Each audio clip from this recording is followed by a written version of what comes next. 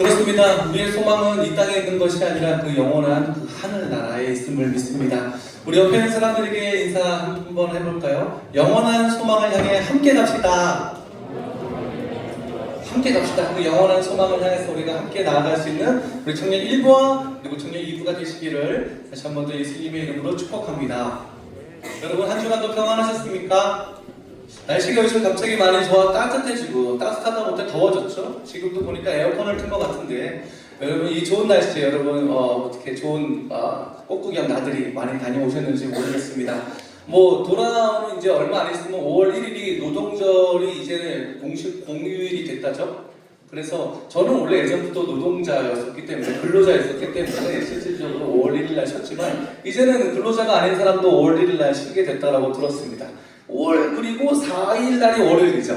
그래서 지금 이렇게 금토일 월화 5월 5일까지 그래서 5월 이렇게 벌써 웃으시는 분들 계시는데 벌써 연차 쓰셨나봐요. 네, 아무튼 이렇게 5일 동안 또 이제 쉴 수 있는 날이 이제 곧 온다. 곧 오겠네. 네, 그래서 여러분들이 힘내서 여러분 힘차게 또 사실 수 있으시길 다시 한 번 더 축복합니다. 자, 오늘 저는요 마태복음 9장 35절 말씀에 근거하여 교회와 그리스도인의 역할이라는 제목으로 여러분과 함께 은혜를 나누고자 합니다. 여러분 지난달에 제가 기독교 뉴스를 한번 보던 중에 좀 다소 저에게 충격적인 뉴스를 하나 보게 되었습니다. 그것은 바로 하나님을 모르는 사람들이 한국 교회를 신뢰하지 않는다라는 응답자가 75.4%나 나왔다고 합니다. 이 수치는 역대 최고 수치라고 합니다. 그러니까 실질적으로 한국 교회를 5명 중 이미 지금 3명 이상이 신뢰하지 않는다. 3-4명이 신뢰하지 않는다라고 얘기를 하는 겁니다. 그런데 더 충격적인 것은 뭐냐면 다음 페이지 이거예요. 기독교인 응답자 중, 그러니까 그들 중에 기독교인 응답자가 있었는데 그 응답자 중에 33.3%는 목회자의 말과 행동을 신뢰하지 않는다라고 하는 것이었습니다. 그러니까 다시 말해서 저 수치대로 본다면 지금 제가 여러분 앞에서 막 설교하고 있을 때도 이 저의 말과 행동을 여러분 3분 중에 한 분은 신뢰하지 않는다라는 것이죠. 참으로 슬픈 현실이 아닐 수 없습니다. 그럼에도 불구하고 여러분들이 신뢰하고 신뢰하지 않고를 떠나서 사람을 보는 것이 아니라 하나님을 여러분들이 믿기 때문에 이 자리에 앉아 계신 것을 다시 한 번 더 축복하면서 오늘의 설교가 계속해서 여러분의 마음을 다시 한 번 더 뜨겁게 달굴 수 있는 귀한 말씀이 되시기를 예수님의 이름으로 축복합니다. 자, 그래서 저는요 이 기사를 보면서 조금 뭔가 여러 가지 생각들이 교차하기 시작을 했는데 오늘 그래서 저는 우리 그리스도인들은 이 세상 속에서 어떻게 살아가야 되는지에 대해서 사람들의 관점이 아니라 이 세상 사람들의 관점이 아니라 그 예수님의 관점에서 한번 이야기해 보려고 합니다. 여러분 2000년 전에 그 예수님께서는 이 땅에 오셔서 많은 사역들을 행하셨지만 그 사역들을 압축해 보면요 3가지로 정리할 수가 있습니다. 첫째, 가르치셨어요. 둘째, 전파하셨어요. 셋째, 고치셨어요. 이 치료하신 사역입니다. 자, 그러면 이제 이것을 이 마태복음 구조에서 한번 살펴보도록 하겠습니다. 여러분 다 알고 계시는 것처럼 예수님은 베들레헴에서 태어나셔서 나사렛이라는 동네에서 자라셨습니다. 그래서 예수님의 별명이 베들레헴 예수가 아니라 나사렛 예수라고 소개되어 있습니다. 그리고 아마도 그 육신의 아버지였던 요셉은 일찍이 돌아가셨던 것 같아요. 그래서 결국 가난한 집에서 예수님은 자라나셨습니다. 그러다가 세례 요한의 그 출현과 함께 예수님이 드디어 세상에 자기 모습을 드러내기 시작합니다. 요단강에서 이 세례 요한에게 직접 나아가셔서 세례를 받으시죠. 그리고 나서 바로 광야에 가셔서 사탄에게 이끌려 시험을 받습니다. 그 유명한 3가지 시험 여러분 다 아시죠? 그런데 그 시험을 하나님이 가랐을 때 하나님이 말씀하시기를 하면서 하나님의 말씀으로 다 물리쳐내십니다. 그때가 예수님의 가장 허기지셨던 그 음식 중이셨는데 가장 육신적으로 연약했을 때에 예수님은 그 유혹을 다 뿌리쳤던 거예요. 그리고 나서 본격적으로 자신의 사역을 세상에 드러내시고 시작하시면서 나는 앞으로 이런 관점과 이런 초점으로 사역을 할 것이다 라고 이 마태복음 4장 23절에 보면 이렇게 이야기를 하고 있습니다. 예수님의 이 사역을 시작하시면서 말씀하셨던 내용인데 제가 읽겠습니다. 예수께서 온 갈릴리에 두루 다니사 그들의 회당에서 가르치시며 천국 복음을 전파하시며 백성 중에 모든 병과 모든 약한 것을 고치시니. 아까 오늘 우리 본문 말씀이랑 똑같지 않나요?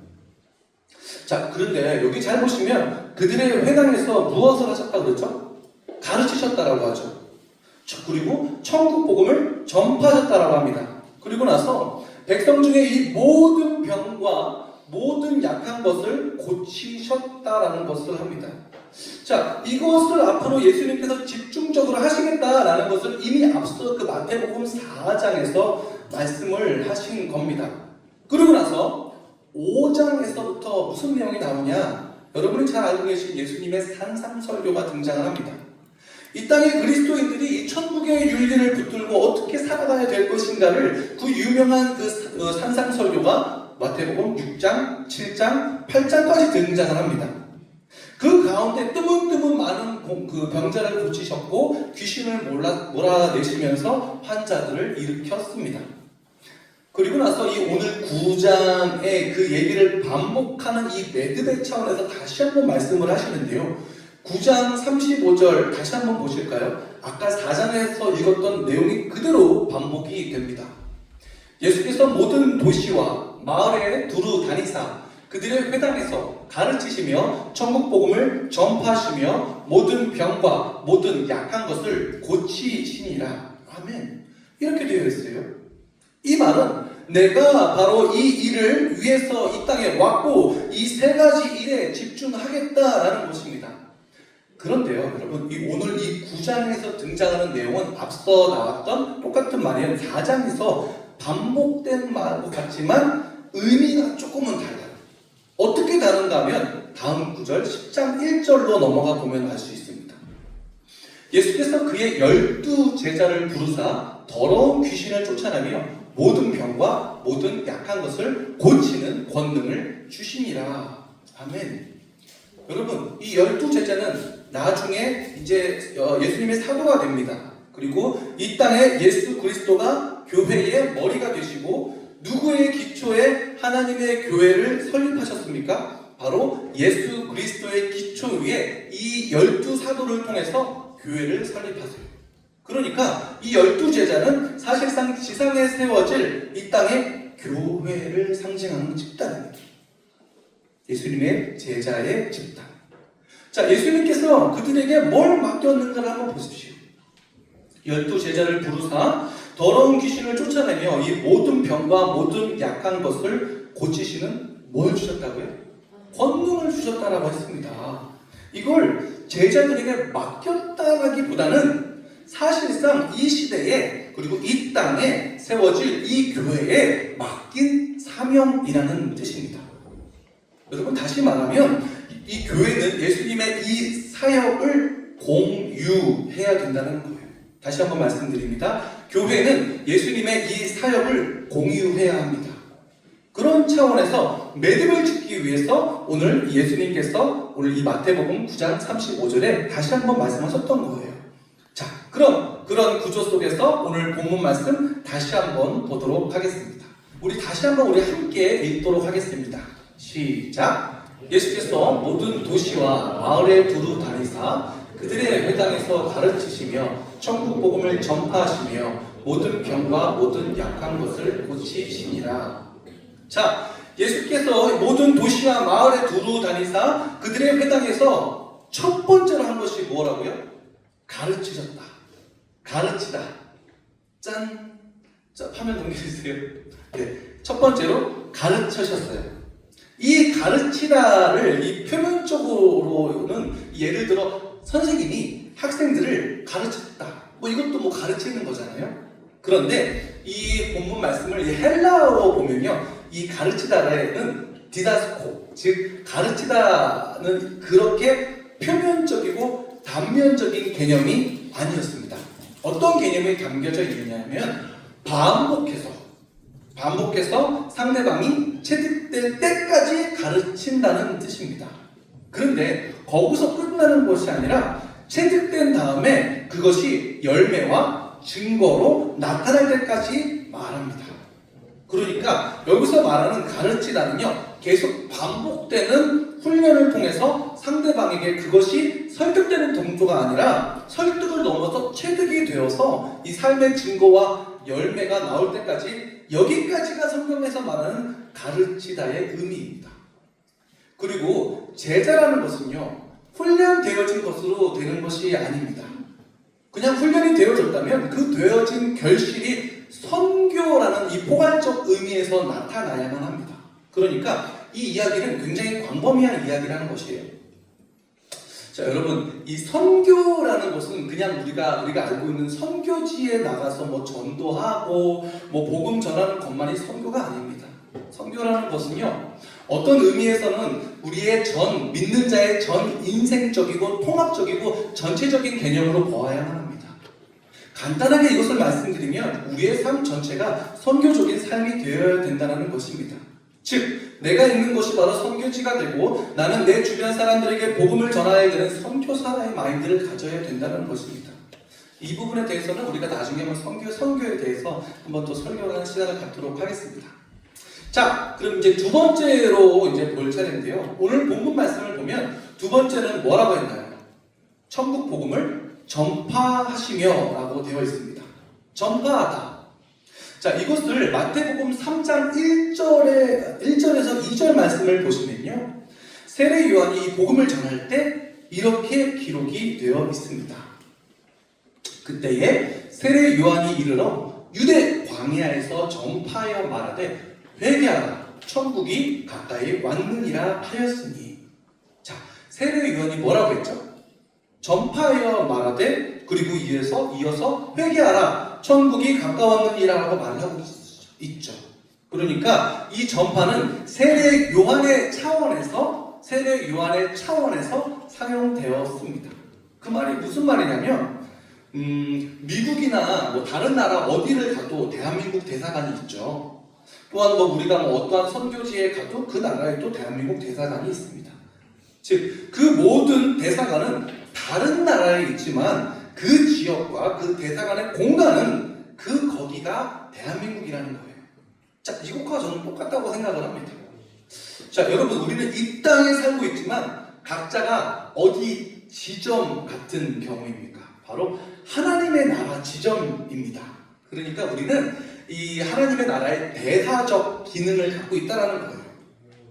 그런데 그 대사에게 주어진 임무가 뭐냐 하면 다시 오실 왕에 대한 선포의 기능을 담당했다는 것이죠. 이 말씀에서 세례 요한이 왜 전파하게 되었는가라고 하면 이 구약적 배경에 있는데요. 이것을 이사야서 40장 3절 말씀을 보면 알 수 있습니다. 외치는 자의 소리에 이르되 너희는 광야에서 여호와의 길을 예비하라, 사막에서 우리 하나님의 대로를 평탄하게 하라. 야, 여러분, 이 말씀 작년에 우리 청년 이분 여러분 수련회 주제 말씀이었기도 한데요. 자, 여기에 길 그리고 하나님의 대로 이렇게 표현되어 있는데 이 단어가 히브리어로 보면 메실라라고 하거든요. 이 메실라라는 말은 이 말 자체로만 보면 왕이 걸어다니는 왕의 길, 왕의 출입로 이렇게 얘기합니다. 그러니까 왕의 길이에요. 그래서 다시 말하면 일반인들은 그 왕의 길을 출입을 못한다는 이야기입니다. 그런데 놀랍게도 이 말씀 이사야서 40장 3절에서 이사야적 관점으로 본다면 메실라는 끌려갔던 그 이방 땅의 포로들이 돌아오는 길을 예비합니다. 자, 그러면 아까 제가 왕의 길, 왕의 대로라고 말씀을 드렸는데 이 말이 맞지가 않는 거잖아요. 근데 왕이 통행하는 길이라고 했는데 이스라엘 포로들이 돌아오는 길이라고요? 이것을 당시 사회적인 관점에서는 이방 땅으로 끌려갔던 포로들이 돌아오는 길이라는 건데, 그럼 이 두 가지 표현을 어떻게 연결할 수가 있냐면 하나의 방법이 있습니다. 바로 포로들이 돌아올 때 왕이 함께 오면 그 왕의 길을 포로들도 걸어갈 수가 있다는 그 그림이 나올 수 있는 것이죠. 그러니까 그 포로들을 누가 회복해서 돌아오겠다는 이야기입니까? 왕 대신 예수 그리스도께서 그 포로들을 해방하여 포로들을 이끌고 데리고 입성을 하는 거예요. 그렇게 회복으로 인도하실 메시아를 기다리는 것입니다. 자, 여러분, 그 로마 시대에도 로마 군인들은 거의 일생을 당시에 전쟁으로 살았다고 합니다. 그런데 그들은 전쟁이 벌어졌을 때 가장 먼저 뭘 하냐면 병사를 보내지 않아요. 반드시 길을 먼저 닦아요. 길을 먼저 만들어요.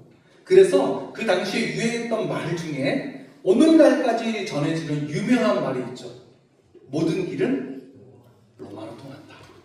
그게 그 당시에 나왔던 유명한 말입니다. 로마는 당시에 길을 많이 닦았고 길을 많이 만들었어요. 근데 이게 전부 전쟁과 군사용 도로였다는 것입니다. 먼저 길을 닦고 그 길로 병력이 들어가고 무기가 들어갑니다. 물자가 들어갑니다. 그러면 그 길 끝에는요 로마 제국이 되고 로마 황제 통치가 이루어지게 됐다는 것이죠. 그런데 복음도 똑같은 원리입니다. 복음이 먼저 들어가게 되면 거기에는 누구의 통치가 시작될까요? 바로 하나님의 통치가 시작되고 하나님의 나라가 되는 것이죠. 아멘이시죠? 그래서 주님이 오셔서 자기를 뭐라고 소개합니까? 내가 곧 길이요 진리고 생명이라고 그랬습니다. 이 땅의 유일한 길은 누구십니까? 바로 예수 그리스도라는 이야기죠. 수많은 종교와 수많은 철학과 수많은 우상들을 만들어서 온 인류가 깜깜한 흑암 가운데서 길을 찾아 헤맸어요. 그런데 유일하게 예수님께서 오셔서 내가 곧 길이요 진리요 생명이라고 말씀하신 분은 오직 예수 그리스도 우리의 왕밖에 없습니다. 오늘 이 본문 말씀에서 전파하여라는 말의 뜻은 그런 것입니다. 다시 말해서 교회의 역할은 뭐 하는 거예요? 그리스도의 역할은 뭐 하는 거라고요? 왕이 오실 길을 예비하는 겁니다. 왕이 오실 길을 준비하는 거예요. 그리고 그 길을 닦는 것입니다. 여러분, 우리는 예수 그리스도라는 길을 놔야 합니다.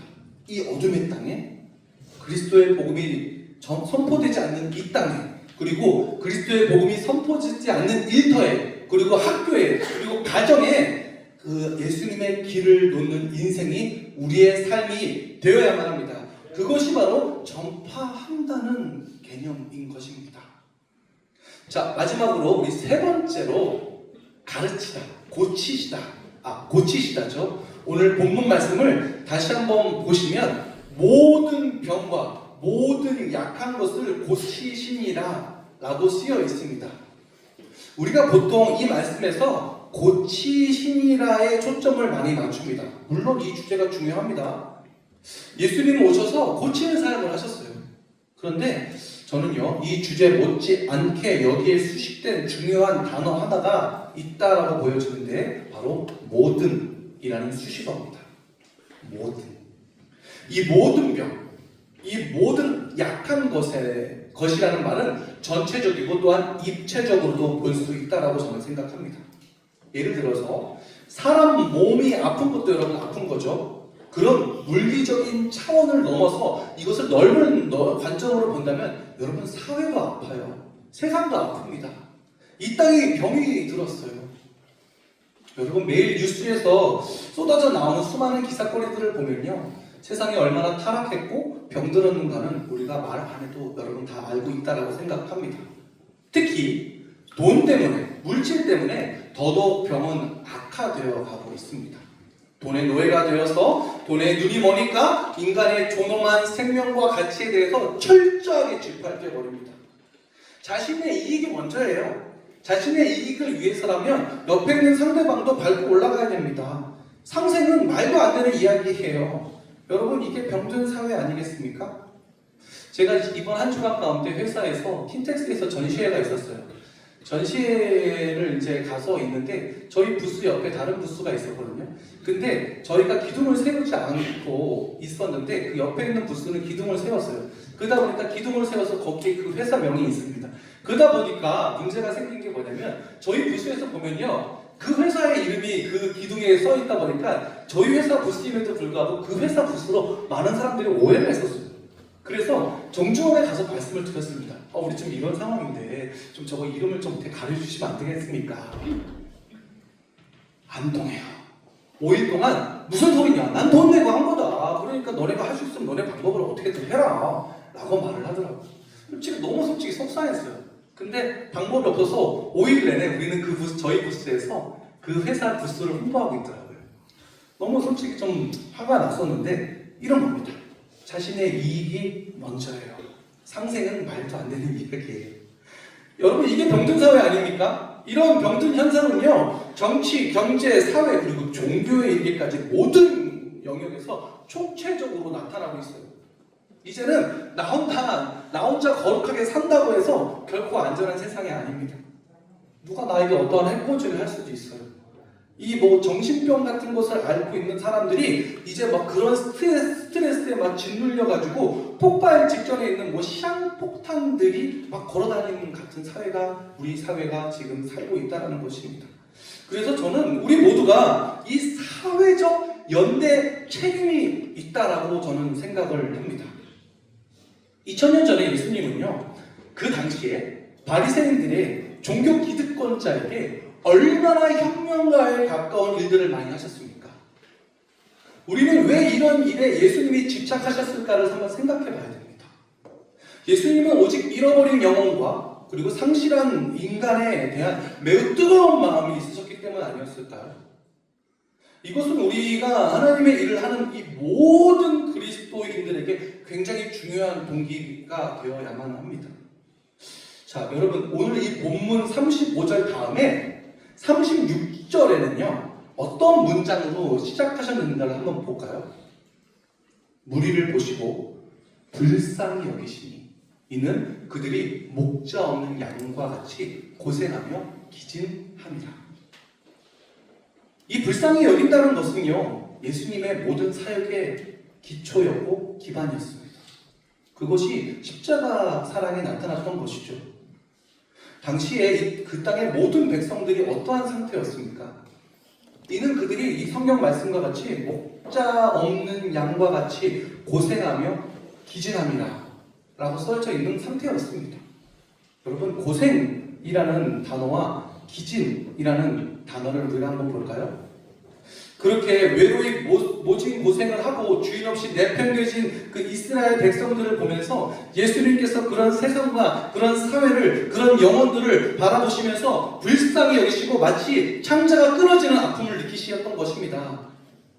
여러분 적어도 우리가 선교를 나가서 하나님의 일을 할 때도 그것이 중요한 동기가 되지 않으면요 우리는 자칫 갑과 을의 관계에서 우월적인 차원에서 선교를 하게 될 수도 있습니다.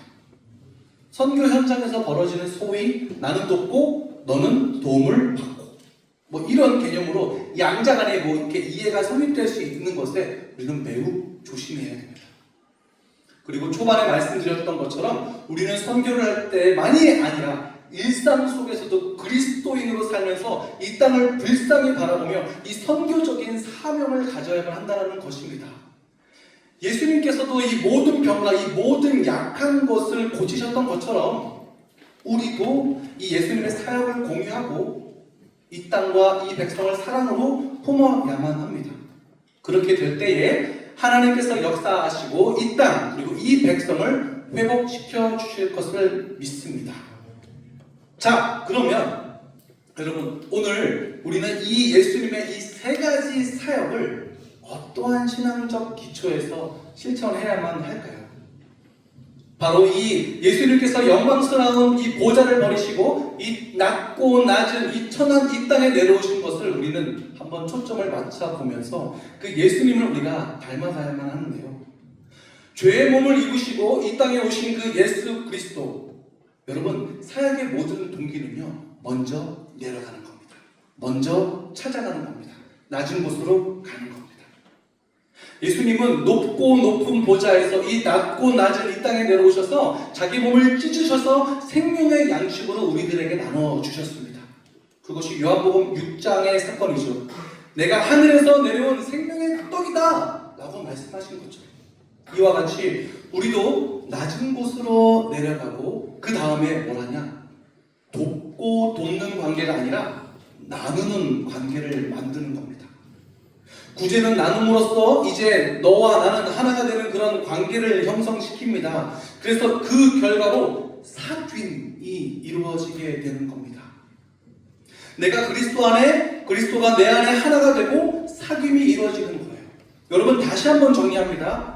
오늘 이 세 가지, 예수님의 이 세 가지 사역을 우리가 실천하기 위해서 우리가 주목해야 될 것은, 먼저는 내려가고 그리고 나누면 사귐이 이루어진다. 이 기초를 바탕으로 예수님과 같이 가르치고 또한 전파하고 모든 병과 모든 약한 것을 고칠 수 있는 순종이 이루어질 수 있게 되는 것입니다. 이제 말씀을 좀 정리하려고 합니다. 찬양팀 나와서 도와주시면 감사하겠습니다. 사실 오늘 이 말씀을 준비하면서 예수님의 그 세 가지 사역에 어떻게 포커스를 맞추고 어떻게 우리가 이것을 순종하고 어떻게 실천하는 그리스도인이 되어야만 하는가에 대해서 결론을 지으려고 했습니다. 근데 이 말씀 가운데 저는 무엇을 해야겠다 쪽으로, 예수님을 위해서 뭘 내가 해야겠다, 어떠한 마음으로 나아가야겠다, 그것만 포커스를 보고 있었더라고요. 근데 예수님께서 어떠한 마음을 주셨냐면 낮은 곳으로 가라. 예수님이 그리하셨던 것처럼 낮은 곳으로 내려가서 나누라. 그리고 거기서 사귐을 만들어라.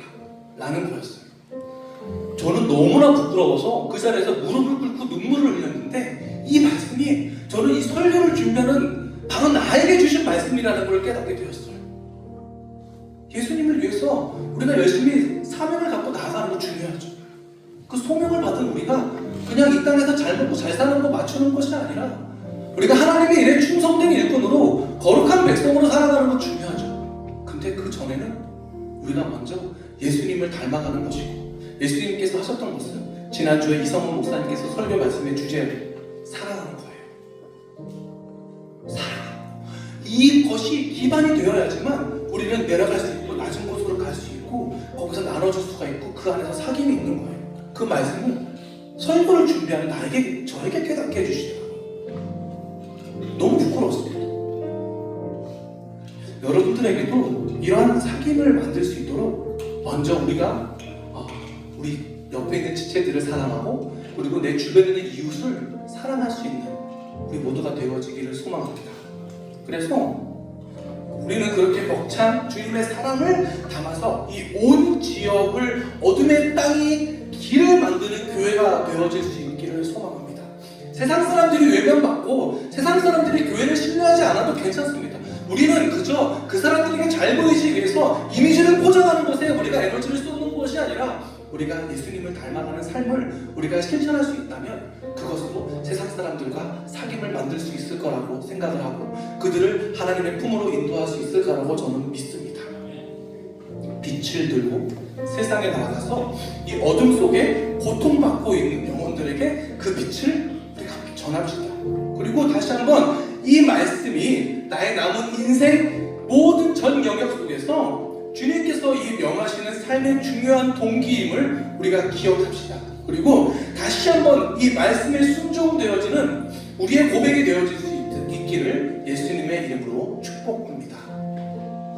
우리 이 시간 함께 찬양하며 기도했으면 좋겠습니다. 빛을 들고 세상으로 라는 찬양으로 우리가 함께 좀 찬양하며 같이 우리가 결단의 기도를 올려드리기를 원합니다.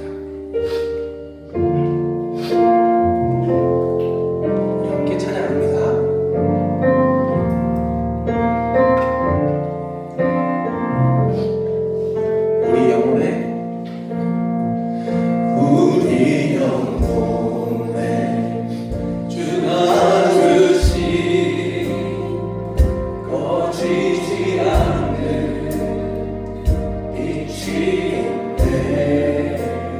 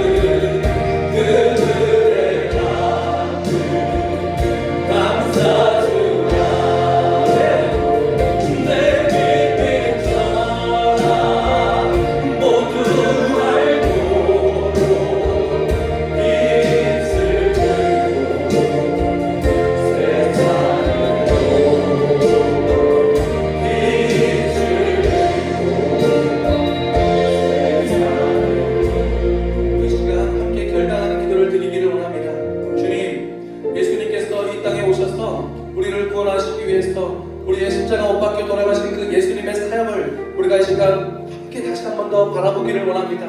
예수님께서 가르치셨고 예수님께서 전파하셨고 예수님께서 고치셨던 것, 아버지 우리가 그것을 내 마음에 큰 뜻으로 품고 아버지 그 사역을 공유할 수 있는 내가 되어지기를 원합니다. 아버지 그래서 우리가 많은 영혼들에게 다가갈 수 있는 자가 되고 많은 영혼들에게 나눌 수 있는 자가 되고 많은 영혼들과 삶을 믿고 관계를 형성할 수 있는 내가 되어질 수 있도록 인도하여 달라고 주여 한번 해주며 함께 기도하시겠습니다. 주여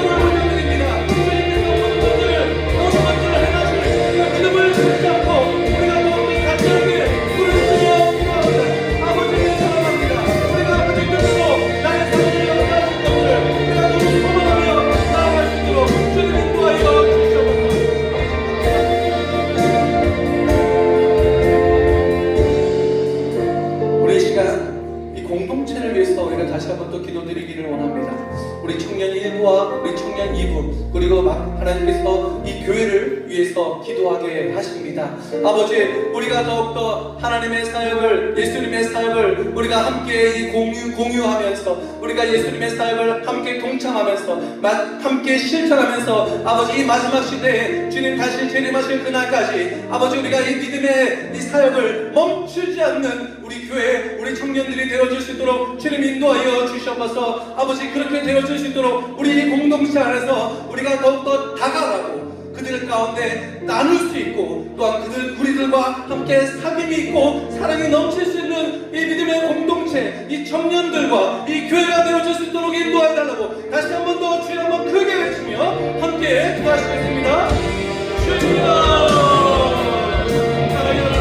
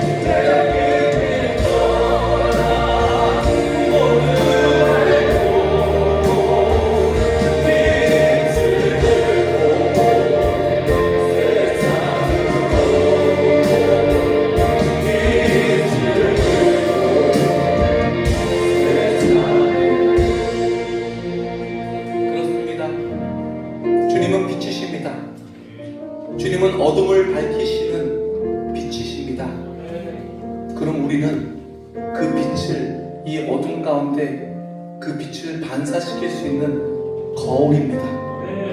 내가 스스로 빛을 내는 자가 아니라 그 빛은 예수님의 빛이요, 그 빛을 나를 통해서 이 땅을 밝혀 주실 그 주님을 우리가 믿음으로 함께 나아갈 수 있는 우리 청년 공동체가 되어지기를 소망합니다. 주님, 날마다 우리가 아까 찬양 드린 것과 같이 그 존귀하신 이름, 그 아름다우신 이름, 그 예수, 내가 주님을 사랑합니다.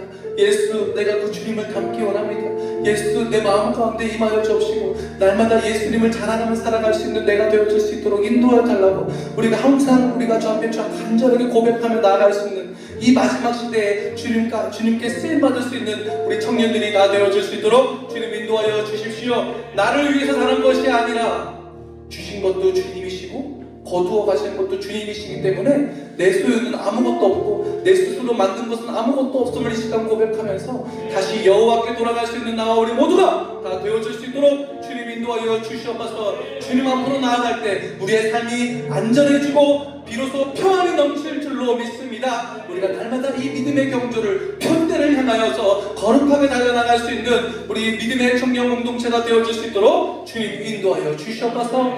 말씀을 기억하면서 가르치셨고 전파하셨고 고치셨던 그 예수님을 닮기 위해 아버지 예수님께서 행하셨던 우리가 이 낮은 곳으로 내려가고, 그리고 우리가 더욱더 나누며 또한 주님과 많은 영혼들과 사귐이 있는 사랑을 나눌 수 있는 우리 모두가 다 되어질 수 있도록 주님 인도하여 주시옵소서. 우리들 가운데 행하시고 그 모든 일들을 이뤄가실 존귀하신 우리 구주 예수님의 이름으로 감사드리며 기도드립니다. 아멘. 우리 주 앞에 큰 박수로 영광을 드리겠습니다.